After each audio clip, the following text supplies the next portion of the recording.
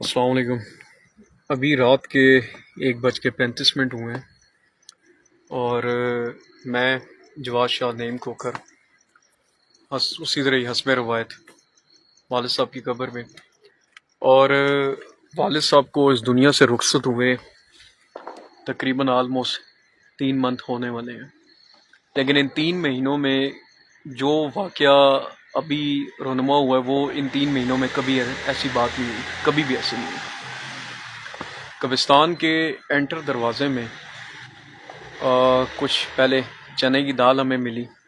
گری ہوئی، پھر اس کے بعد یہ درخت ہے، یہ ذرا لائٹ ادھر سامنے کریں،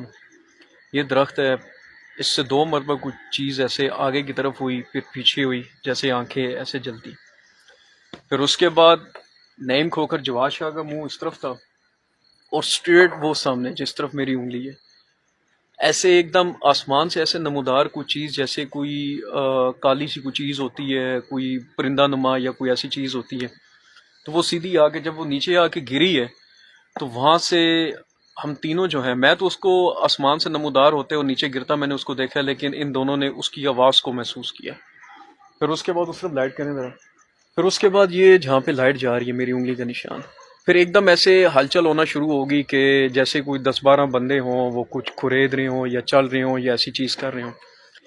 سوال یہ پیدا ہوتا ہے کہ اب نبی پاک صلی اللہ علیہ وسلم کے فرمان کے مطابق روئے زمین پہ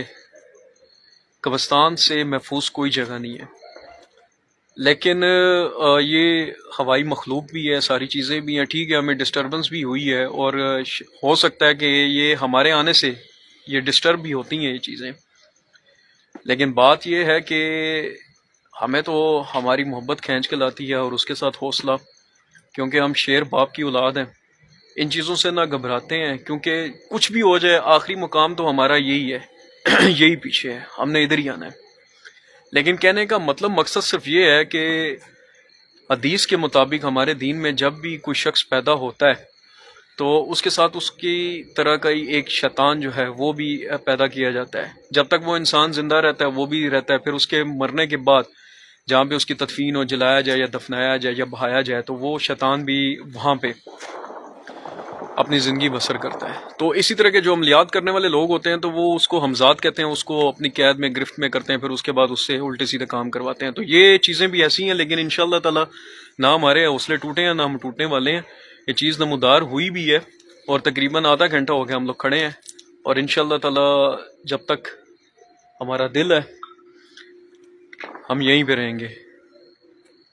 کیونکہ والد صاحب کی ایک ہی بات ہے کہ کہتے تھے کہ کھیلو طوفان کی موجوں سے، کناروں سے نہیں، منزلیں ہمت سے ملتی ہیں سہاروں سے نہیں۔